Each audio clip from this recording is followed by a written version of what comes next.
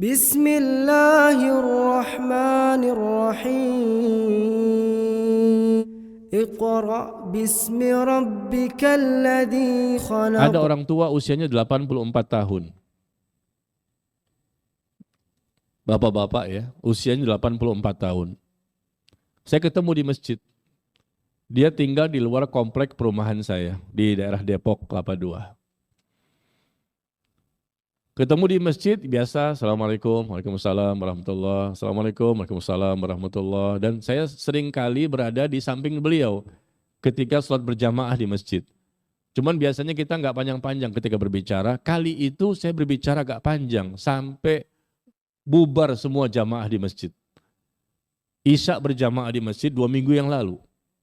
2 minggu yang lalu, hari Jumat, ba'da Isya, sampai semua jamaah sudah selesai, tinggal kita berdua berdiri sama-sama. Bapak itu usianya 84 tahun. Saya tanya, Pak, Bapak tinggal di mana? Ya di luar komplek ini Pak, di situ. Oh, Bapak usianya berapa? 84. Kok enggak ditemani sama anaknya? Anak saya sudah nikah semua Pak Ustadz. Oh, berapa anaknya? Ada 6. Oh, Masya Allah. Anak saya 6, cucu saya 15, cicit saya 5. Ya, anak 6, cucu 15, cicitnya 5. Masa di antara mereka semua nggak ada yang mengantar bapak ke masjid? Kan khawatir juga kan 84 tahun, meskipun kelihatan dia sehat. Ya, mata, telinga, jalan semuanya baik. Cuman ketika sholat dia duduk, nggak kuat berdiri lama. Tapi paling tidak ditemani lah. Karena subuh dia sendirian, isya sendirian, maghrib sendirian, pakai motor lagi. Motornya motor pinjaman lagi. Supaya bisa sholat ke masjid.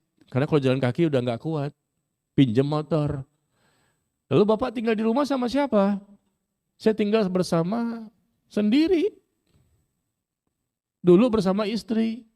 Tapi 7 tahun yang lalu istri saya meninggal. 7 tahun yang lalu istri saya meninggal, maka saya sekarang tinggal sendirian. Loh, Bapak sendiri, di rumah sendirian, 84 tahun. Iya Pak Ustadz, anak gak ada yang menemani? Enggak ada, mereka sudah berkeluarga semua. Cucu gak ada mani? Enggak ada juga. Kalau Bapak kenapa-kenapa gimana ini? Alhamdulillah Pak Ustadz, saya sehat. Ya, cuma saya pancing-pancing kan, Bapak dibantu nggak sama anak untuk masalah kehidupan sehari-hari? Kadang dibantu, kadang tidak. Kadang makan singkong, kadang nggak makan juga. Ah, kaget saya.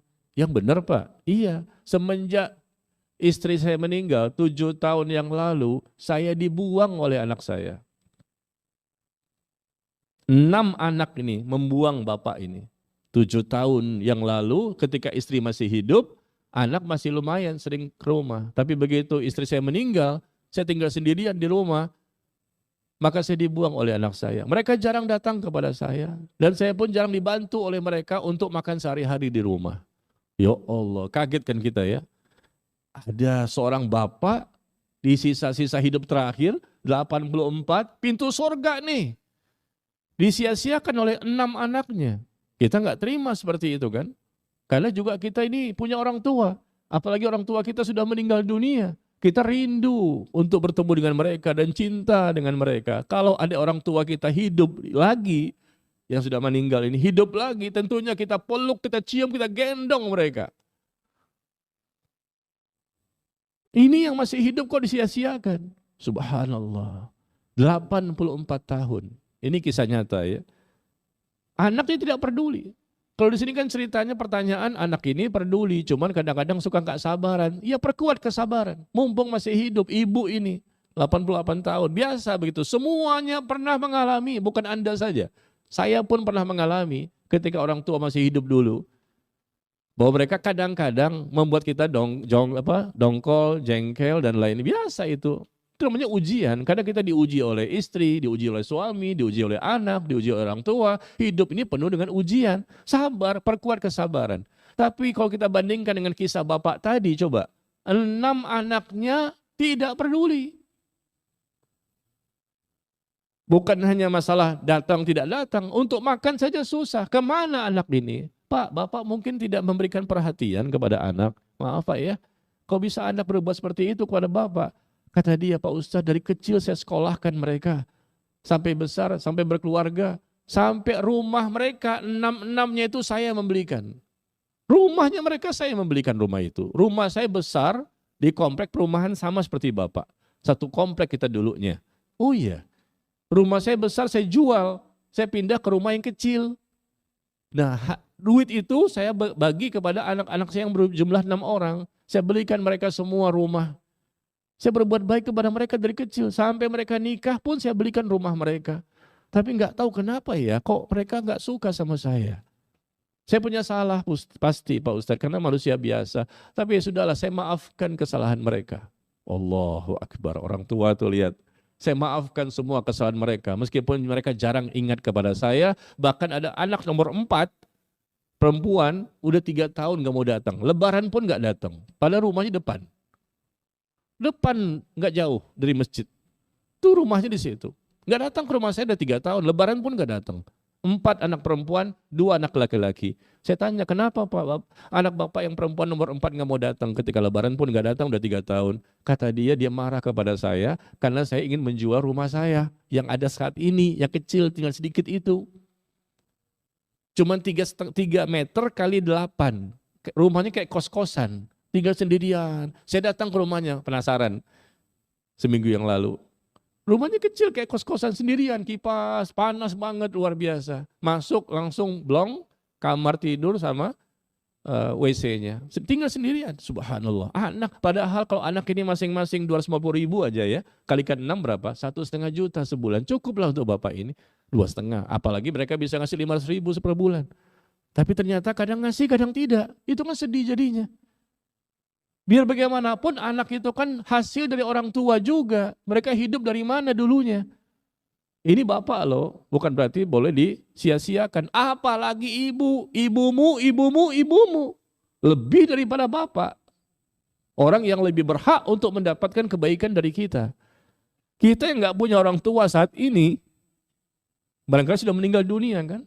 Kalau mereka andai kata hidup kembali, saya katakan, wah langsung kita peluk, kita cium, kita gendong. Kenapa? Karena rindu. Kita berasa banget itu kalau sudah tidak punya. Baru kita berasa banget dengan orang tua itu bukan main, rindu dan cintanya itu keluar begitu besar. Tapi begitu mereka masih hidup kayaknya biasa-biasa aja. Nanti ketika tidak ada baru kita menyesal. Maka jangan sampai menyesal nanti. Nyesal di dunia, nyesal di akhirat. Perkuat kesabaran. Ini orangnya lebih yang saya ceritakan tadi Bapak tadi, lebih parah ujian yang dia terima. Anaknya tidak mengurusnya. Padahal anak dia paling bontot, nomor 6 tuh perempuan, tinggalnya di samping rumah dia. Samping pas, mau makan pagi kayak nggak ditanya, makan siang gimana, ada makanan nggak ditanya juga. Ya sudah masing-masing aja.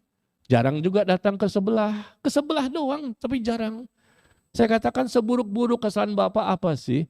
Tetap saja anak itu wajib untuk berbakti kalau memang ada kesalahan. Jangan dendam kepada orang tua. Ini akhlak loh. Mungkin mereka sholat barangkali. Sholatnya nggak diterima oleh Allah. Doanya nggak akan dikabulkan oleh Allah. Taubatnya nggak diterima oleh Allah. Kenapa? Karena mereka durhaka sama orang tua. Orang yang durhaka sama orang tua, kata Rasulullah SAW, maka ibadahnya nggak diterima, yang wajib maupun yang sunnah. Doa-doanya pun tidak akan dikabulkan. Di akhirat jelas mendapatkan siksa. Durhaka sama orang tua itu dibalas di dunia, cash, tunai, kontan sebelum nanti di akhirat.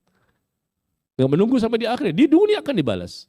Apa salahnya 6 orang ini datang sesuai kemampuan, berikan perhatian, berikan pelayanan, sabar. Ternyata Bapak ini enak ketika bergaul dengan saya, bicaranya bagus. Dia juga bingung, apa salah saya ya?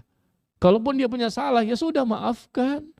Kamu kan dari mana asalnya? Rumah kamu juga semuanya dibelikan sama Bapak.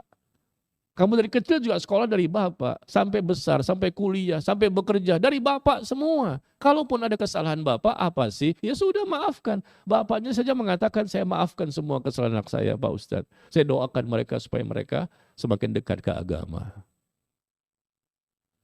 Ya, jadi ini cerita tersampaikan akibat dari pertanyaan ini. Jadi cuma ibu 88 tahun sudah sepuh, ini 84. Ya sudahlah, saat-saat terakhir ya kita bersama mereka, maka jangan sampai kita melakukan perilaku-perilaku yang bisa mendatangkan murka Allah. Karena ridhonya Allah ada pada ridhonya orang tua dan murkanya Allah ada pada murkanya orang tua.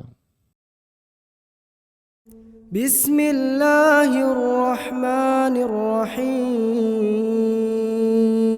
Iqra' bismi rabbikal ladzi khalaq.